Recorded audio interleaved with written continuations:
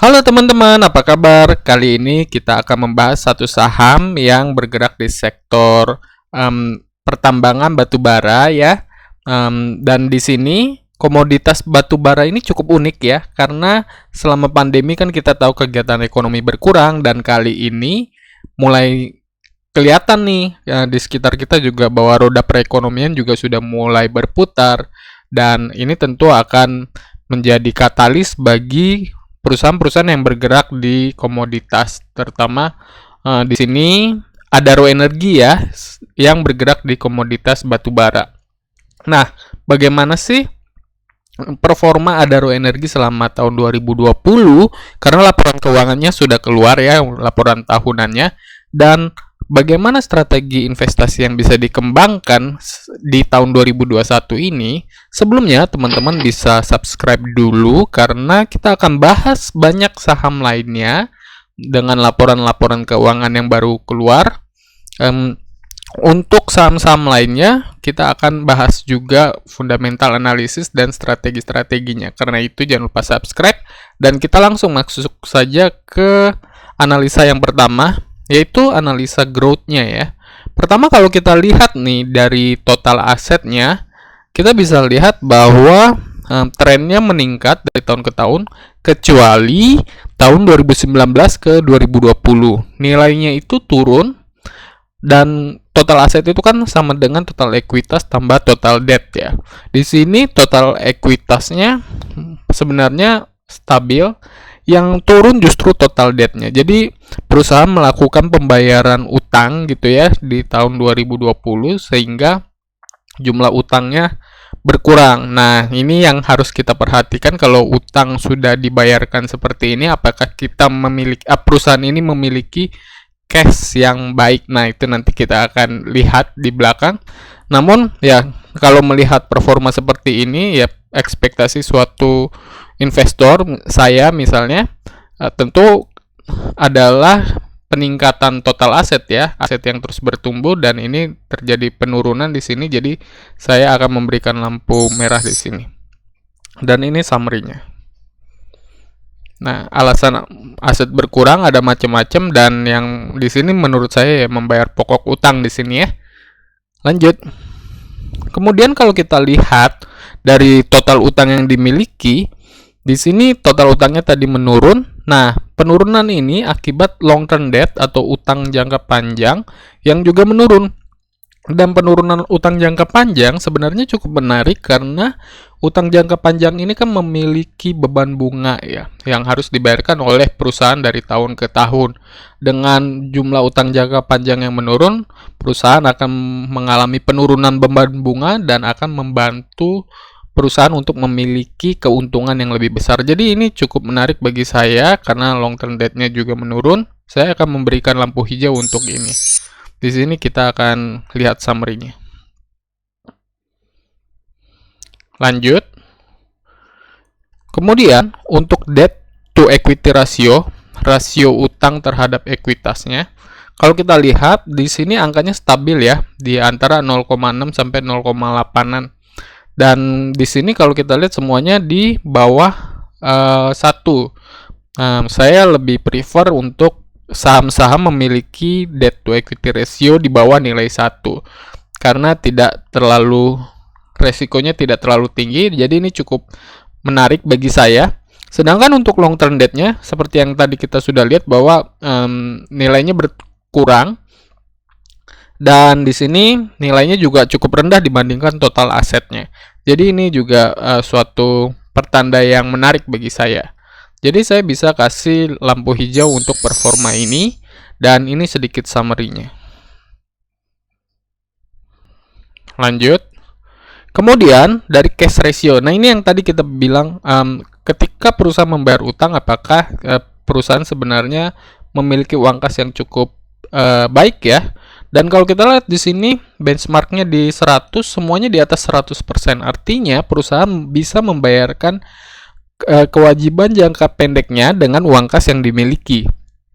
Ini nih pertanda yang cukup baik menurut saya. Dan di sini aset turnover-nya juga cukup tinggi ya, 40%. Meskipun nilainya ya memang masih di nilai rata-rata. di antara 40 sampai 50%, jadi tidak ada yang terlalu besar atau terlalu kecil juga. Cuman ya kita lihat memang di sini tahun 2020 ini memiliki nilai yang cukup minimum ya dibandingkan tahun-tahun yang lain misalnya. Ini sebenarnya mixed ya, namun secara keseluruhan masih bisa saya kasih lampu hijau. Dan di sini summary-nya masih di atas 100%. Oke, lanjut. Kemudian kita akan membahas revenue-nya nih, pendapatan dari perusahaannya. Kalau kita lihat dari 2019 ke 2020, di sini nilainya turun gitu ya.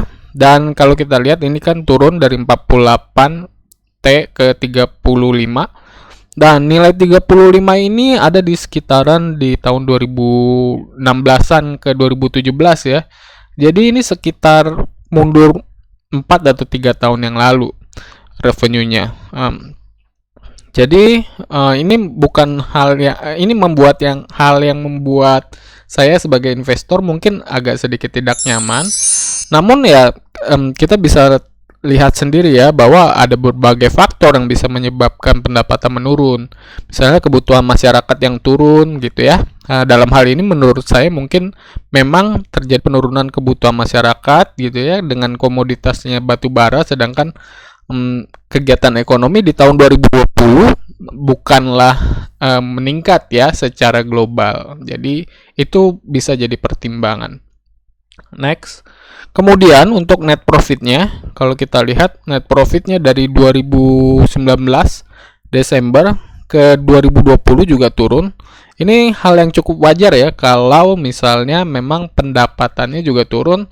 Kemungkinan besar memang keuntungannya atau net profitnya juga turun. Namun kalau kita lihat net profit marginnya dari 2019 ke 2020 juga turun sih, 11% menjadi 5,8%. Jadi ada dua faktor yang menyebabkan net profitnya turun mungkin di sini, karena dia memiliki revenue yang juga turun. Di sisi lain net profit marginnya juga menurun. Hal ini akibat mungkin banyak fixed cost-nya ya. Fixed cost-nya tidak bisa ikut membuat net profit marginnya tetap stabil. Dan ini cukup wajar ya di industri pertambangan batu bara ini, dimana ya pasti banyak peralatan-peralatan yang tidak bisa dikurangi meskipun penjualan juga turun. Namun kita di sini net profitnya masih positif. Kalau menurut saya bisa kasih lampu kuning di sini.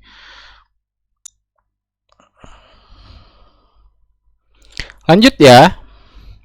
Kemudian times interest earned, berapa banyak sih bunga utang bisa dibayarkan dengan menggunakan keuntungan yang dimiliki. Tahun 2019 perusahaan bisa membayar bunga utangnya 9 kali lipat, sedangkan tahun 2020 bisa membayar bunga utangnya 3 kali lipat.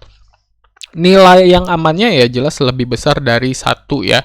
Jadi ini sebenarnya meskipun trennya terlihat menurun, tapi nilainya masih di atas 1 gitu, times interest earned-nya. Sedangkan untuk return on equity sama, trennya juga terlihat turun. Tapi yang perlu dilihat bahwa untuk return on equity-nya tahun 2019 sebesar 10,15% merupakan return yang cukup bisa dibutuhkan lah ya sebagai investor dalam investasi di saham gitu ya. Sedangkan kalau tahun 2020 ini nilainya di 3,72. Sebenarnya dengan resiko yang tinggi gitu ya. Ini setaranya hanya mungkin bisa dibilang di reksadana, pasar uang, atau mungkin di deposito. Jadi ini sebenarnya cukup bisa dibilang tidak membuat nyaman bagi saya. Saya bisa memberikan lampu kuning di sini. Meskipun ya kembali lagi ya, ini masih dalam nilai yang positif dan di tengah kondisi pandemi yang memang membebani sektor komoditas ini. Oke, lanjut. Dan kalau kita bicara soal pricing atau harga ya, harga pada saat video ini dibuat sekarang ini di 1.200. Jadi kalau kita lihat berdasarkan sejarah, berdasarkan benchmark dengan IHSG, saya melakukan perhitungan bisa naik sekitar 26%-an lagi di 1.500. Sedangkan kalau kita benchmark dengan harga-harga saham Adro ke belakang ya, beberapa tahun ke belakang, nilainya mungkin naik 17% di 1.400, di mana nilai ini sebenarnya bukan naik ya, bisa dibilang ini nilainya sudah mendekati harga wajarnya menurut saya. Jadi itu kisarannya 1.400 sampai 1.500, bukan nilai yang cukup besar secara valuasi, namun ini tetap bisa saya kasih lampu hijau karena memang dia masih di bawah harga menurut saya. Dan yang perlu diperhatikan adalah sesuaikan dengan kondisi teknikal dan isu yang berkembang pada saat teman-teman melakukan jual atau beli ya.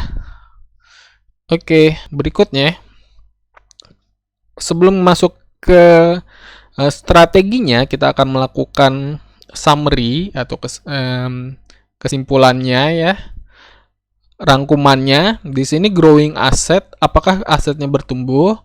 Sayang sekali tidak ya, karena tadi debt-nya berkurang gitu, sehingga menyebabkan aset dari 2019 ke 2020 menurun. Untuk likuiditas, yaitu low debt to equity ratio dan long term debt yang rendah, saya bisa kasih centang di sini karena kalau kita lihat debt to equity rasionya di bawah 1 dan long term debt-nya masih di angka 20% dari total aset. Kemudian untuk high cash reserve, saya bisa kasih centang juga karena semuanya di atas 100% dari kewajiban jangka pendeknya. Kemudian untuk profitability, parameternya increasing profit, jadi saya bisa kasih silang dulu, belum bisa dikasih centang karena profitnya memang berkurang, meskipun keadaannya masih dalam keadaan positif ya, masih profit ya, belum loss. Kemudian untuk valuasinya, mungkin nggak saya kategorikan low, tapi masih masuk dalam medium price, jadi saya bisa kasih centang di sini. Jadi centangnya cukup banyak, dan kebanyakan yang tidak centang itu adalah akibat dari faktor ya pandemi itu ya, kalau menurut saya. Dan bagaimana strateginya?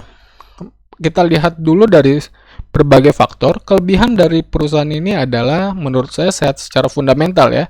Jadi melakukan pembayaran utang, kemudian dengan bunga utang yang cukup rendah, long term debt yang cukup rendah, dan uang kas yang mencukupi. Jadi menurut saya ini merupakan perusahaan yang sehat secara fundamental. Sedangkan kekurangannya mungkin secara profitability ya, karena memang kalau kita lihat trennya menurun tadi. Sedangkan dari segi kesempatan adalah kemungkinan untuk perbaikan harga komoditas. Jadi kalau kita lihat beritanya nih, memang April ini ya, saya buat video ini, harga batu bara acuan juga memang meningkat gitu ya. Ya ini wajar karena diharapkan ada perbaikan kondisi ekonomi setelah terjadinya vaksinasi massal di seluruh dunia juga. Dan tantangannya fluktuasi harga pasca pandemi, ya ini sebenarnya lebih general ya, karena ini kan komoditas, jadi memang fluktuasi harga merupakan hal yang tantangan yang harus terus dihadapi oleh perusahaan. Jadi apa strategi yang bisa saya kembangkan gitu ya? Sekali lagi ini adalah opini pribadi dan dapat berubah berdasarkan ketersediaan datanya, dan bukan ajakan untuk melakukan apapun. Untuk di skip, saya tidak akan skip ya, karena secara fundamental menurut saya cukup sehat. Untuk short term trading, saya akan melakukan ini cukup kuat ya untuk short term trading, karena memang selain secara fundamental dia cukup kuat, di sini kita bisa berdasarkan kesempatannya ya, adanya perbaikan harga komoditas. Jadi memiliki alasan yang cukup kuat kalau terjadinya peningkatan harga. Untuk wait for discount mungkin sedikit ya, tapi centangnya kecil aja karena memang harganya masih di bawah harga wajar yang menurut saya.